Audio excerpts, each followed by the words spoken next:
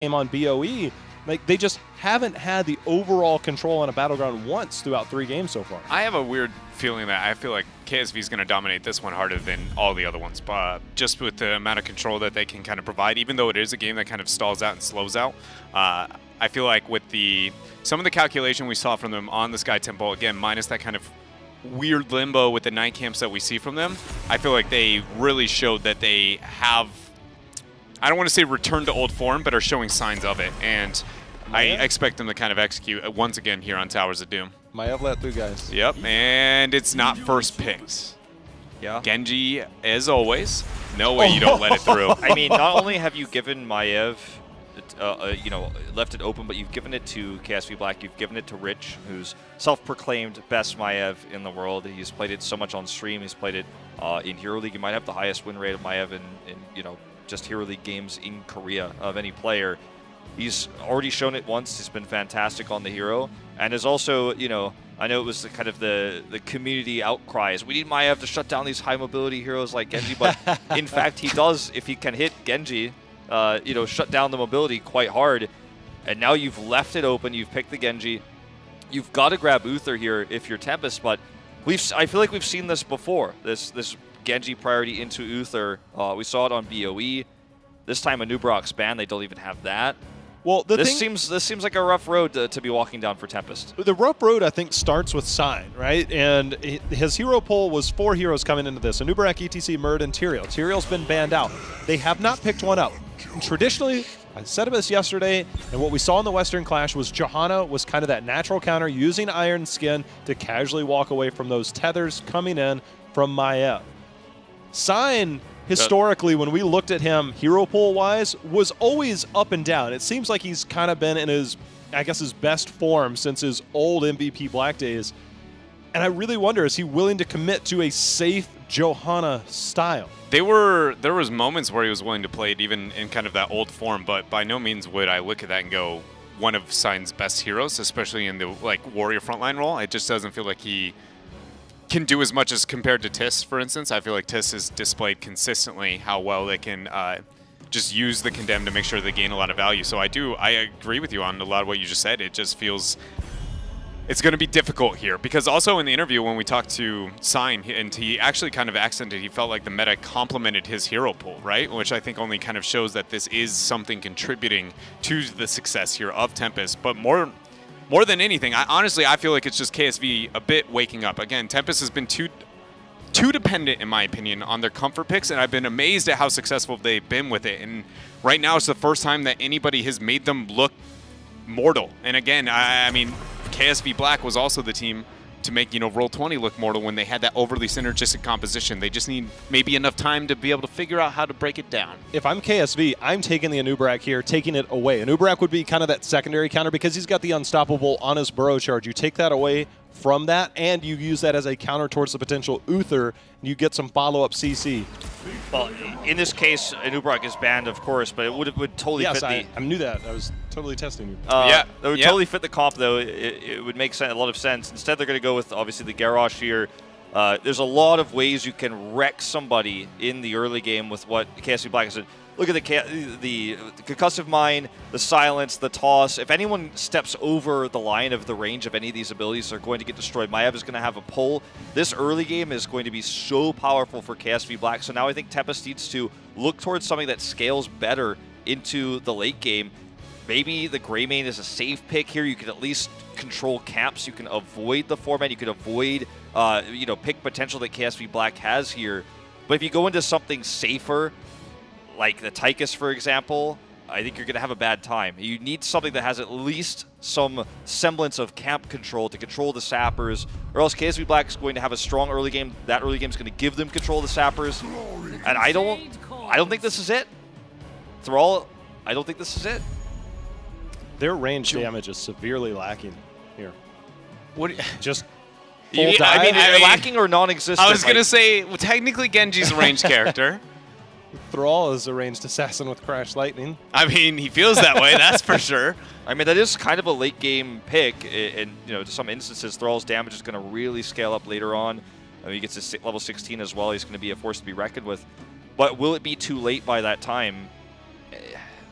Thrall's camp clear is not the worst in the world, but it's not as good as other choices could have been. Oh my. There comes out the Zeratul. So Kyocha moves over to Maev in this instance? We've never seen it before. It's one thing I can't tell you a definite answer towards. It could make sense because Rich is obviously a fantastic Junkrat player. So, well, Zeratul as well. I mean, I think Kyocha can play the Zeratul. He's played really well in the Zeratul in the past. Maybe that means Reset is on Maev. It gets a little bit weird because Reset's also used to be a main melee assassin. I know it feels weird to say that because that was like 2 years ago. Yeah. Rich is playing main range DPS at the moment. He's the only player who's really played a lot of Junkrat this season. Kyocha has played a fantastic Zeratul in the past, albeit not as good as Rich's historic Zeratul. KSV Black is really drafting against the norm for not only their team, but for the Korean meta here. But I think what they're trying to do is kind of go all in on this very aggressive early game pick-based CC comp and crush the early 4-man rotations, then take camps and take control of the game as a result. I agree with you, and I feel like it's intimidating if you are a Tempest fan because there was a lot of things led through that draft that, according to Western meta and even what we've seen with the Eastern meta, at least in the sense of Maev, that is a no-go, not something you let up. We were questioning who would be on what for KSV Black, and it is going to be Zeratul played by Kyocha. So Rich, in fact, is going to stay on that Maev, the self-proclaimed best Maev. That's kind of hard to live up to that claim if you don't play said hero. Well, I mean, when you're not the so much self-proclaimed, but kind of just proclaimed one of the best heroes in the or players in the world, I don't think it's totally unfair to be the self-proclaimed best on a new main. You know, I think we can give him enough credit. I think definitely so, as we'll see how this unfolds. You know, I'm looking at heroics. We've seen a little bit more Void Prison lately over Might of the Nerazim, and I really wonder if we might see a little bit of VP into Warden's Cage, maybe a little bit of Riptire, taunt action, lurking arm, silence in there. I mean, the amount of control that you can have in one big circle is kind of terrifying. Good is in a tough spot there. Nice lurking arm use. The tether is going to end up breaking, but he goes upward, which means that it's going to be hard for him to make his way down. Instead, he uses the W on a passive. Signs flipped over with Junkrat knocking everybody out. Rich goes back in, gets the tether in, finds himself first blood. Blind goes out, Dami goes in, but the vault locking up gives Dami the reset after the deflect, and that is 1-for-1 trade. First blood for KSV, but Tempest does not let anything up here.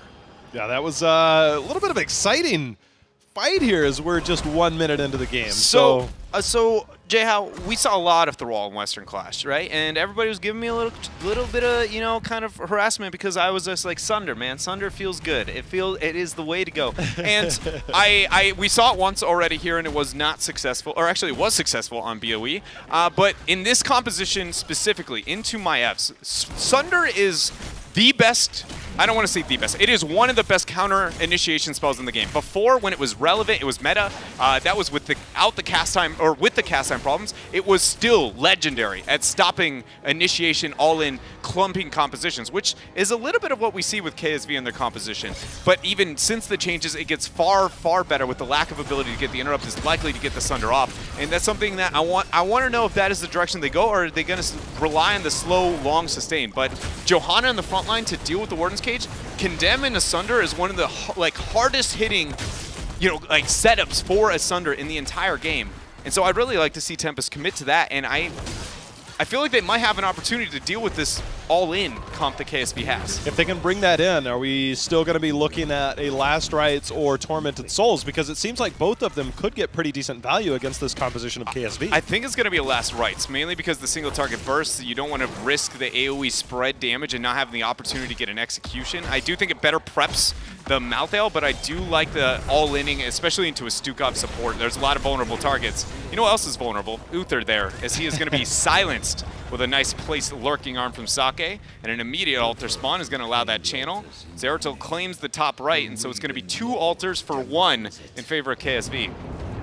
2 altars in favor of 1, and it seems similar because that is also the number of kills that we have here, as KSV has a slight lead here in the early game, but no dominant map control so far, as we've seen so far through the first 3 games, Strat. It's been all about the team fight, the pick potential, and again, KSV controlling what seems to be the early part of the game again, as we're here on Towers of Doom. There's still opportunities to really kind of change that when it comes to at least the rotations, but not so much at the compositional strength. Maltha is a hero that, I mean, he's not bad pre-temp, but he doesn't really do any kind of, you know, holy cow playmaking. He's just like, here's a passive, I'll keep healing, I'll keep getting my clear, doing my best to not let the macro get a problem. KSV ends up going towards their sapper. They started. They want to cut off this choke. Tist kind of feigns it here with the ground breaker. Got to get them stacks while you still have an opportunity. Get that value as you go up. You can see Rich moving forward quite aggressively, just kind of daring anybody to step out, seeing if he can find somebody. Also get those cooldown resets, and you can see Dami getting tethered in. He's going to be pulled, but got some action turning up towards the top. Dami falling very low. He's going to go in onto Rich. Rich uses the Vault, which makes him very susceptible to dive. Iron Skin use Condemn, pulls them in. Deflect not enough to get the reset. Rich actually gets pushed on the other side. He does go for the tether. Now lockdown on the back lines. Getting threat there to Tisk. Kyocha comes in, uses the cleave, gets the kill. Now he's going to trade on to lockdown. Dami goes in to try and get the punishment. It's so close, so far. And Hyde, the man with the Hammer of Justice, is the man getting the kill. Very well done. This is now Tempest winning an early game skirmish for what feels like the first time this series. Trent, it just feels like every single team fight, it could go either way. I mean, health bars are dropping to just mere minuscule levels. They don't know Dami's there. They're about to find out. You're probably right. Sake starts the channel. He's going to come out. Aw, he went for the Q rather than the auto attack. I thought I was going to get the call there. Cyber agility down. Maybe Rich kind of threatening out with that shadow. Zerto not showing too much in rotation now. Going to commit down to bottom as Lockdown and friends move up. Reset on Junkrat there just has so much poke potential that I wonder what Tempest is going to do, whether they're going to look to engage. As you see, Good getting thrown back. The cleanse is going to be their sign coming in with the Condemn to try and start this, and you can see that star falling as Rich getting those resets on those fan of knives, Dread. Yeah, he just hit, I think, 3 or 4 fan of knives onto 3 targets and just dominated Tempest. You see, I mean, Tis is like, yo, Rich, thanks for the prep here. We're just going to walk in and get the flip over because I can flip anybody and they're going to die. That was so much damage from Rich in a fraction of a second. I mean, don't get me wrong, Kyocha, he was doing work, reset, he was throwing out the grenades, but the AoE clumping damage in that skirmish was scary, and we've talked about what happens post-10 with the clumping of these type of compositions. Well, you know, the other thing is they drafted a very melee-heavy team into a Maiev that benefits on hitting her fan of knives on 2 or more targets and getting that cooldown reduction. The one thing that hurts my brain a little bit more than that is how low contested Maiev is for Tempest, but Tyrael is an instant ban consistently. But Blaze is not the immediate response either, right? Because the fear of that is Western world's response to Maiev is counter momentum, right? And there's very little taken other than the response of Johanna and Thrall at that point in time. Yeah, Uther is that hero that can do that, but it's not like you see Uther being picked up because of that, right? It's more the objective strength, and let's be real here, other than Uther and Malfurion, there's not too many go-to meta support heroes. Well, you called it. We do have Last Rites as well as the Big Sundering. We'll see how that counters the potential VP, as it was Void Prison. Not going to be Might of the Nerazim here, but for now we have a double altar phase. The bottom bell tower, however, was captured by KSV, so they'll have a slight advantage if they do end up trading here. The short way to kind of look at this, I feel like, for Tempest is if when Sunder hits, if something doesn't die within 2 seconds, the fight's over. They know he's there. Got him. Blessed Shield Condemn. Oh, but look at that. He doesn't end up going down, and that Warden's Cage is locking down 3. The Rip Tire is saying rip, knocking down 2 members of Tempest. Uther's trying to get out those heals, but Good ends up falling as well. Clever play there from Tempest, but if you don't end up getting the immediate blow up, or at least not out of range of Rich, it's going to get punished hard. It's going to get punished hard. Lockdown putting some pressure. He could not get the dismount interrupt, allowing Dami to channel, and now he's going to suffer with his life. The stiff arm is sending Dami into the wall. You can see Rich and team keeping up the aggression, getting the kill, and that is basically, I think, every member from Tempest just went down, and now instead of 5 shots, they're going to look at a total of 10 with that bell tower control, and now all of a sudden a 32-31 game is 32-21 in favor of KSV. Have to have mad respect for the decision making and thought process though for Tempest. They lost the bottom altar, bell tower, didn't feel like they could convert it within a reasonable amount of time. Go up for the threat, get the time and rotational advantage, find yourself a Zeratul, a free Zeratul standing out in the middle of nowhere. They used the cooldowns necessary to end up getting the kill, but it was just because Rich and the high impact and the lockdown of the Warden's Cage and how long they can keep you vulnerable in those areas. I mean, it single-handedly was Rich going like, thank you for picking this fight next to me because it's the only way I can save this for my team. I mean, it was impressive from Tempest, but it was just also that, you know, never lucky, and the fact that Rich is right over the wall. Well, when you don't have much range damage, Dread, it's kind of hard to defend against sappers, and that is 3 sappers that just are casually walking through in the threat of Maev. Rich just sitting there waiting for anybody. It's like, you want a drink? Come here, little Cap, as I wait in the waters, and I'm just waiting to snatch you up the minute you come here, and that is what Rich is doing, waiting to snatch up anybody that moves in. Here they it looks go. like Tommy's ready. He's got the Dragon Blade. The Warden's Cage is going to be used. Last Rites ends up getting the kill, but Tommy is just lighting up KSV here. 2 members already dropped. Not enough armor for Garrosh. He ends up going down. Zeratul not making the transition whatsoever. Void Prison is going to be available. For some reason, they kind of go for a high-risk 2 versus 5 over these double altars. But that was just Tempest doing that multi-synergy, Dami and Hyde together with the Genji and the Uther. No surprise that seems to be at almost the top of every single one of their drafts. The Hunter became the hunted there, as Tempest now, they'll easily channel both of these altars here. Reset is going to poke just a little bit, but Lockdown's positioning on point there. Doesn't have to worry about being interrupted. That's 8 shots going over against KSV, and all of a sudden we're right back to having ourselves a pretty even game. Tempest manages to do this over and over again, and if, you know, history repeats itself whatsoever, this is where KSV gains a pretty big lead over the next skirmish, then Tempest comes back in the Miracle team fight at the end of the game.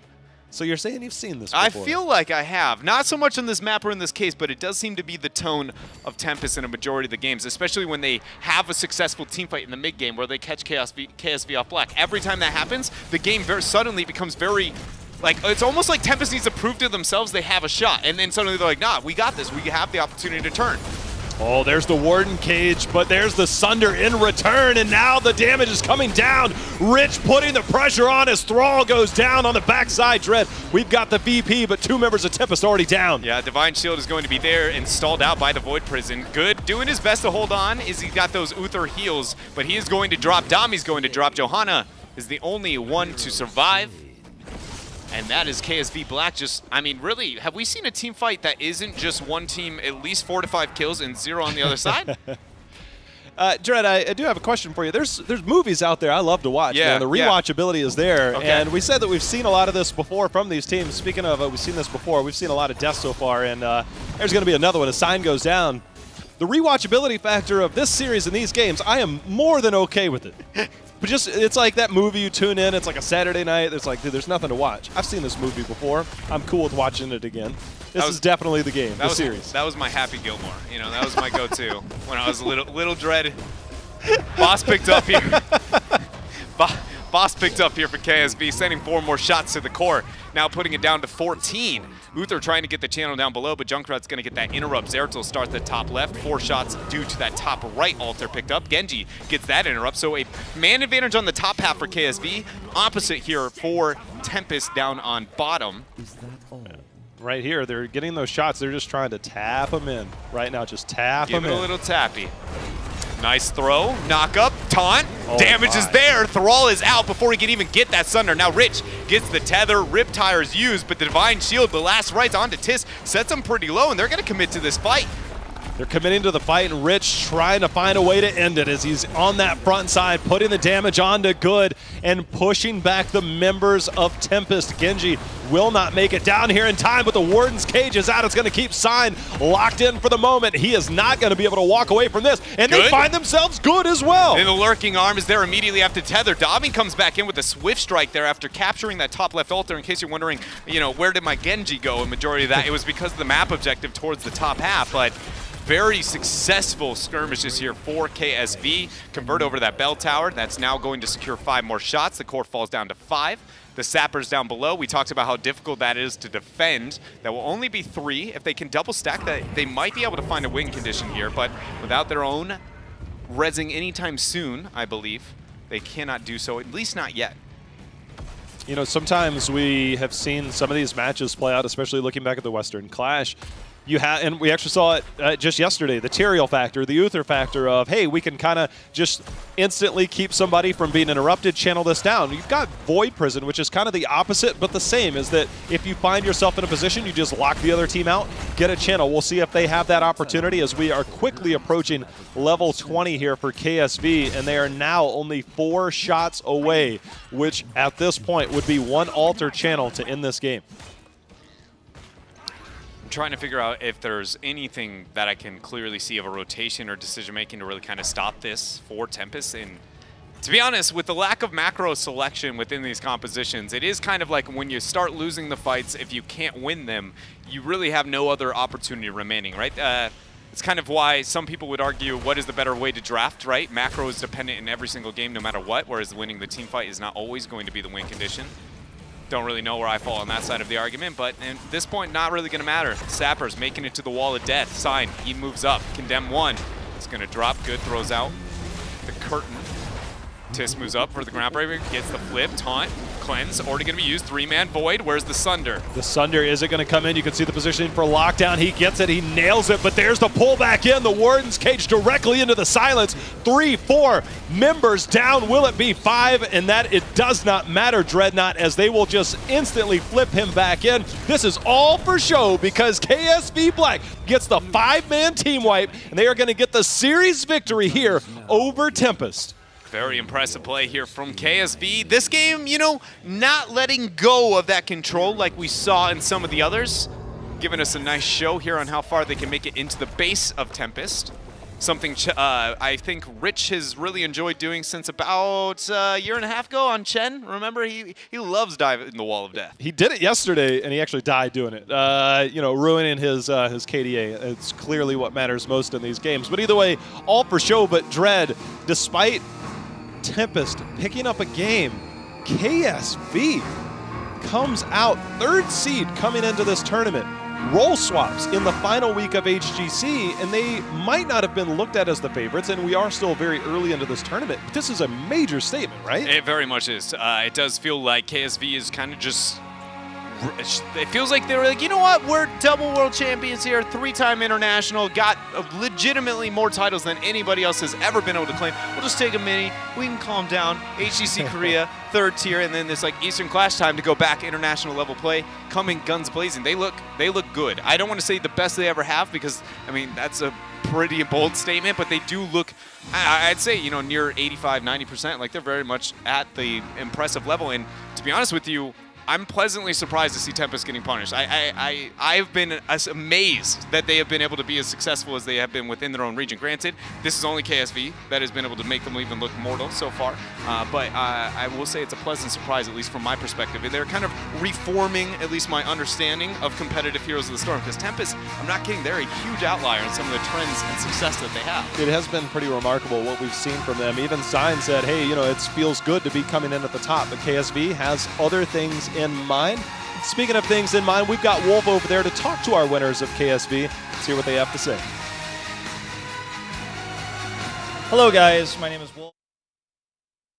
Considered by many to be the best individual player in the world. He's of course on the team KSV Black. I've got a few questions for him. The first of which is, you've got a really huge hero pool right now. You've played the Tracer, the Junkrat, the Maiev, etc. How do you make the decisions as to who is playing what on the team when you have such a large hero pool?